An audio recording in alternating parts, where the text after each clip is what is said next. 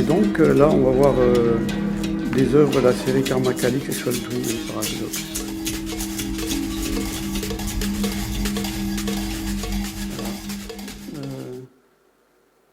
Ça, c'est imprimé sur du nouveau papier de lin. On en voit aussi ici 4 exemplaires. Et c'est du papier qui est 120 grammes et qui est très, très floating, qu'on appelle en anglais. Très, très léger, très évanescent. Ça, c'est une œuvre qui est ici.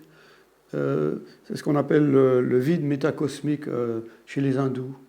C'est-à-dire que les hindous peignent le vide, ou c'est le plein en même temps. C'est un concept assez difficile pour nous à comprendre.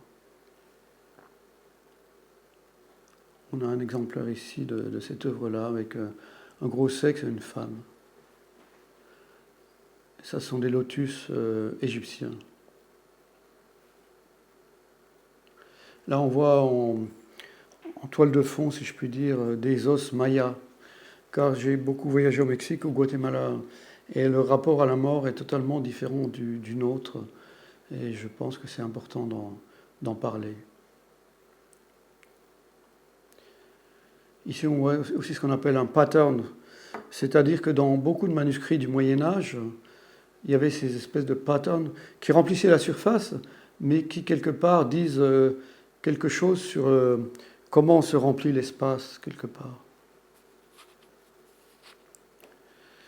Et ici, je vais parler du tantrisme. Ce passage sera un peu long, mais je pense qu'il est important, parce que pour comprendre mon travail, il est important de comprendre mes influences. Donc c'est un extrait du livre qui s'appelle Conjonction et disjonction d'Octavio Paz. C'est un écrivain mexicain. Ce chapitre s'appelle Ève et Prajnaparamita. Les oppositions entre le tantrisme et le protestantisme sont du type lumière et ombre, chaleur et froid, blanc et noir. Tous deux sont aux prises avec le conflit insoluble entre le corps et l'esprit. Vacuité pour le bouddhiste, et tous deux le résolvent par une exagération. Dans mon travail aussi, on peut trouver une espèce d'exagération.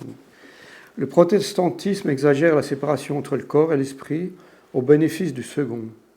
Le tantrisme postule l'absorption du corps, encore au bénéfice de l'esprit, c'est la vacuité.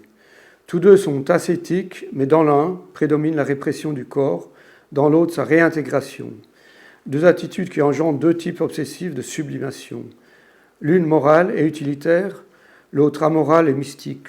On peut ressentir ça dans mon travail, c'est complètement amoral, non pas trash comme on dirait en anglais, mais amoral en sens de la morale bourgeoise, la moraline comme dirait Nietzsche.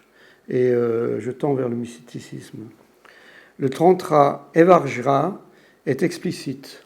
Avec le corps nu et orné des accoutrements d'os, on doit manger le sacrement sous sa forme la plus sale et impure. C'est un peu ce que je fais en utilisant des images pornographiques.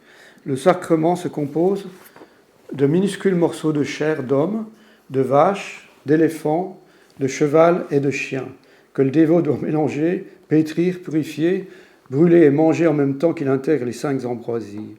La chair est effectivement concentration mentale, la vulve est un lotus qui est la vacuité, qui est la sagesse, la semence et l'illumination sont une seule et même chose. Comme vous voyez dans mes travaux, des vulves ou des sexes masculins, c'est un peu la même chose qu'une illumination. La copulation est, comme le souligne Mircea Eliade, samarasa, identité de jouissance, fusion du sujet et de l'objet, retour à l'un.